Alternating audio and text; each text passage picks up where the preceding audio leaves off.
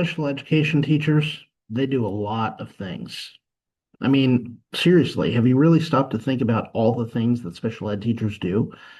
I mean, they serve a lot of roles, but they only get paid for one. So today, we're going to be looking at what are the things that special ed teachers can do and what are the things that they can't do. Today's lesson, special ed teachers, what they do and do not do. The biggest misconception about special ed teachers is that they write IEPs, provide accommodations, and sometimes tutor students. But that's a big misconception because special ed teachers serve a lot of different roles. And I'm going to go through some of those today. So, what do special education teachers do? Well, for one, they write and review IEPs.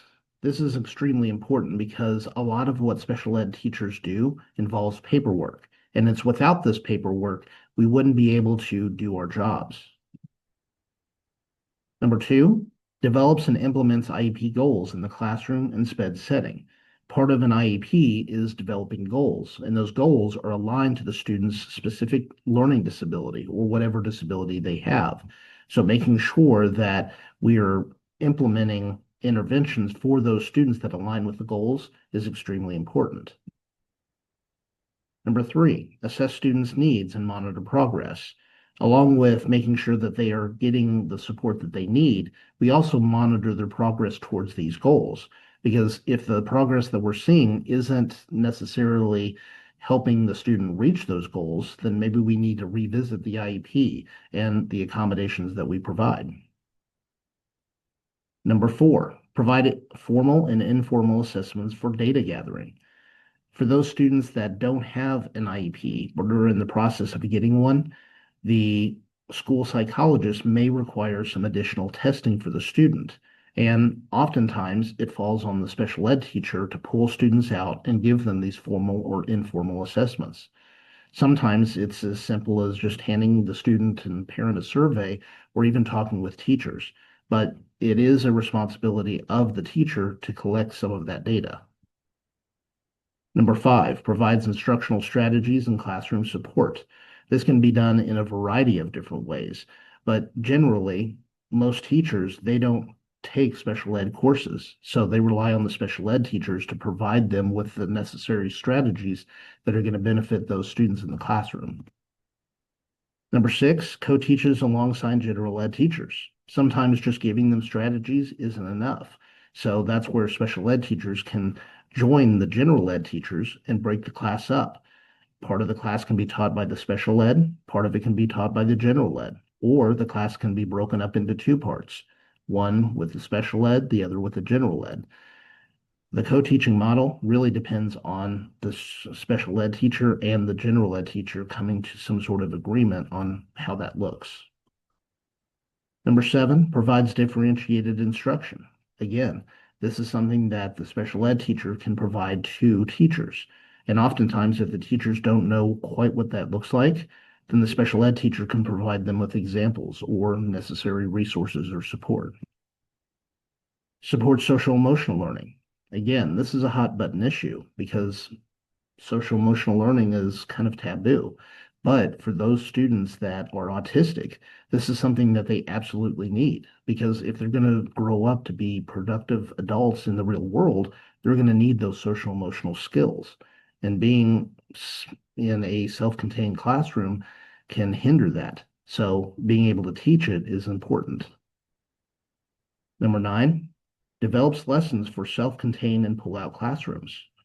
Now, for some special ed teachers, they may have to teach a class. And because they have to write lesson plans that identify the specific needs of their students. So whether they're in a self-contained or they pull out students for individual lessons, they have to be able to know how to write lesson plans. Number 10, ensures legal compliance in regards to advocacy and special ed law. The IEP is a legally binding document between the school, the student, and the parent. So making sure that we follow it to a T is incredibly important. And here at my job, I help advise the director on all things related to special ed law. Number 11, provides professional development to staff. Again, this is something that I do for my staff because they don't have the necessary training in special ed. So they require additional professional development to ensure that they're meeting the students' needs. And sometimes that may require additional work for the special ed teacher.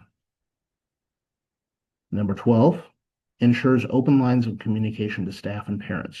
This is extremely important because the more communication that you have between the staff and the parents, the more beneficial it will be for the students.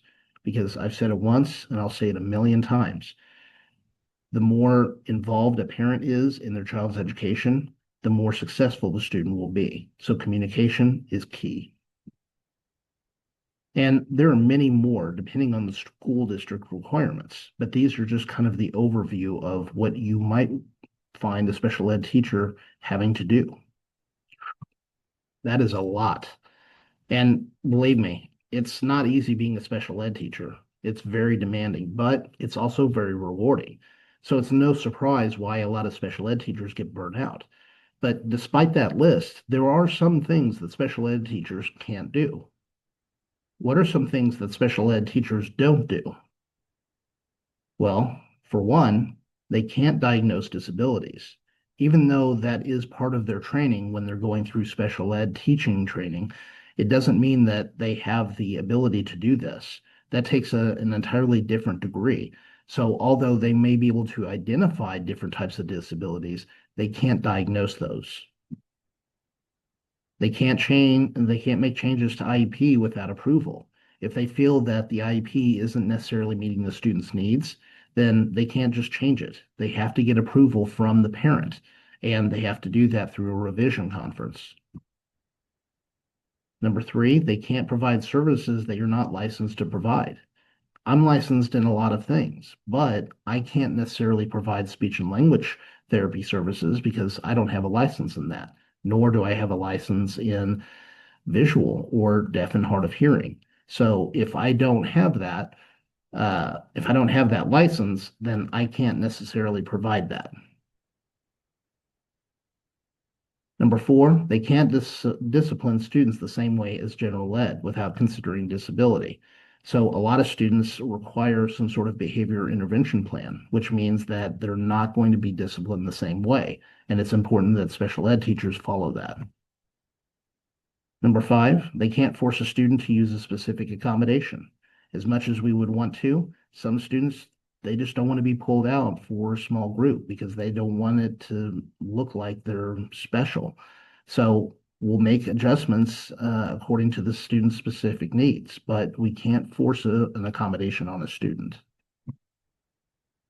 Number 6, they can't share personal or confidential information without prior written authorization. And this is true because, unlike most teachers, a lot of the information in an IEP is confidential. And although we do share parts of the IEP with the teachers, we don't share all of it. So it's extremely important that we protect the individual's rights and privacy. They can't ignore the IEP. If the IEP isn't working, then they need to reevaluate it with the parent. But ignoring it is not an option.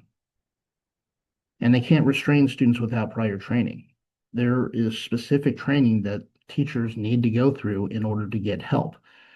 So if a student requires to be restrained, they need a license for that, which can be provided. And there are many other things that special ed teachers cannot do, but don't take my word for it. Check out the links in the description to this video. So now I hope you have a better understanding of what it means for a special ed teacher, what they can and can't do. But again, if you have more questions, feel free to check out the links in the description to this video. Now, if you liked what you saw, you learned something new, or you're new to the channel, please click that like button. And if you want updates on future videos, feel free to click the subscribe button and ring the bell for updates on future videos. And as always, if you have questions or comments, or there's a particular topic in special ed that you would like me to cover, please drop a line in the comments section and I'd be happy to go over it. And until next time, class dismissed.